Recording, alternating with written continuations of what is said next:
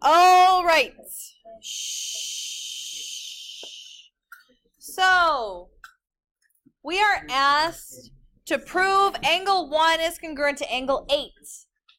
This tells us what type of proof are we writing here?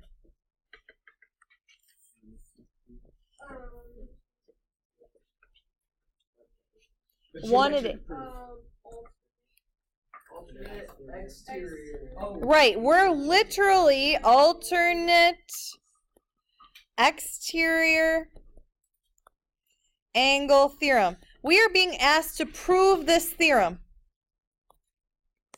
We're being asked to prove the alternate exterior angle theorem. Prove that 1 is congruent to 8.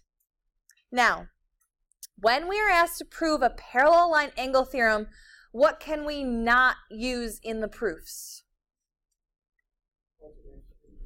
You cannot use parallel line angle theorems, right? Let's list off what are the parallel line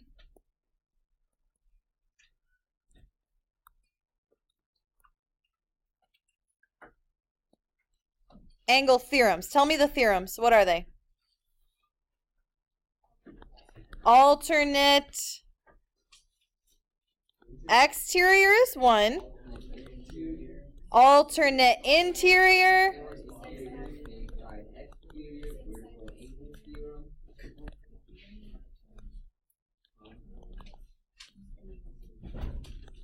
Same side interior theorem and same side exterior theorem, right?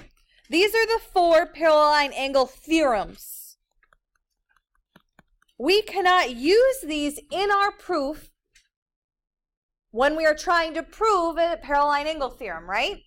You cannot say, for example, you cannot say, if it asks you to prove the sky is blue, you cannot say because it is blue.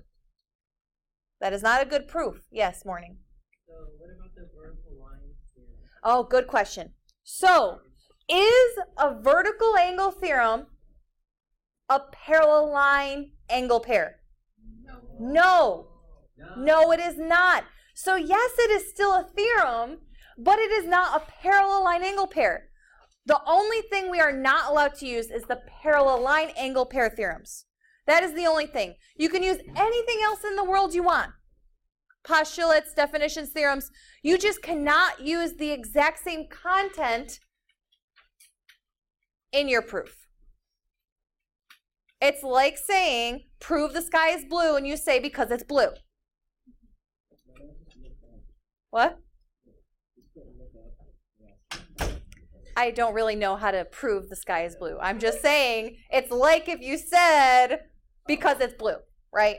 Yes? I don't know if you'd ever need to use another one for it, but like, if we were proving like alternate exterior, could you use like same side interior? No. No, you cannot use any of the parallel line angle theorems. None of them. But what is the only one that is not a theorem? Oh, corresponding. Why? What is corresponding? Corresponding postulate. Postulate, for those of us that weren't here last class, postulate is something that is accepted as truth without needing to be proven. That is the difference. Theorems have to be proven, postulates do not. So that's why we can use corresponding. So when we're trying to prove a parallel line angle theorem, we know for a fact we're going to use corresponding because it is the only one we can use. Now remember, we're given L is parallel to M. That's the first thing we should do is mark the parts parallel or congruent that it tells us in the given. So I mark lines parallel with arrows. Now, does anyone remember what I said is the easiest way to think about proofs? Remember the maze analogy? It's easier to go what? Backwards. When you're doing a maze, it's way easier to go backwards than it is forwards. So we should think about our proof with the end in mind. Go backwards. So we're trying to prove 1 is congruent to 8, right? Angle 1 is congruent to angle 8. That's our end. That's what we want to end up with. So if I know that I want to prove 1 is congruent to 8, yes, So if you're going backwards, like, isn't that the same as proving that 8 is congruent to 1? Yes, that's the same So then thing. how's it easier? I mean that you need to look at the end result, what you're trying to end up with. Okay? So, we're trying to prove 1 is congruent to 8. I know I can use what type of angle pair? Corresponding, right? So choose 1 or 8. Pick one. I don't care. 1. Okay. What is the corresponding angle to angle 1? 5. Corresponding to 1 is 5. So we know 1 is congruent to 5. Why? How do we know? Because of the corresponding angle postulate. So that's the start of our proof. We have our justification, or oh my gosh, we have our statements. And then we have our justifications or reasons. And we always write what first in our proof? The given. And how do I know it's true? Because it was given to us. 2 easiest points you can get on the test, right? Write down the given and we know it's true because it's given. I swear, if one of you leaves a proof completely blank, I'm going to call your parents and I'm going to say, is it okay if I hit them on the head? Everyone in here needs to write the given. If you're super, super, super confused by proofs, it doesn't matter. You always write the given. Okay. So we then said, okay, we know we want 1 congruent to 8 eventually. So I'm going to work with 1. And I know 1 is congruent to 5. How?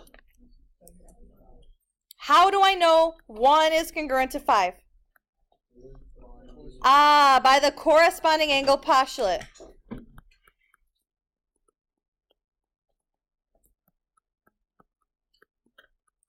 Corresponding angle postulate. That's how I know 1 is congruent to 5.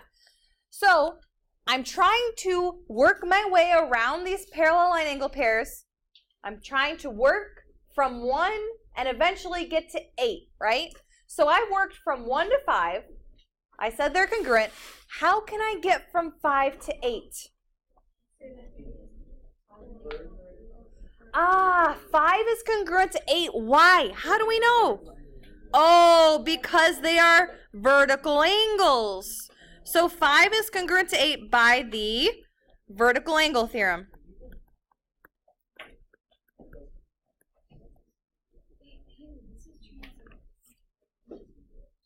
So, now that I've stated 1 is congruent to 5 and 5 is congruent to 8, what do I now know? I now know 1 is congruent to 8. Why? Yes. So don't look at your conclusion. Look at the first 2, right? And you look at where the repeating value is. So what's a repeating value in 2 and 3? Angle 5. So where is angle 5 in comparison to itself? Yeah, but I wrote it Across. So therefore this is by the transitive property. Doesn't matter if you. Any questions? If you turn our homework, you have a question. You have a question.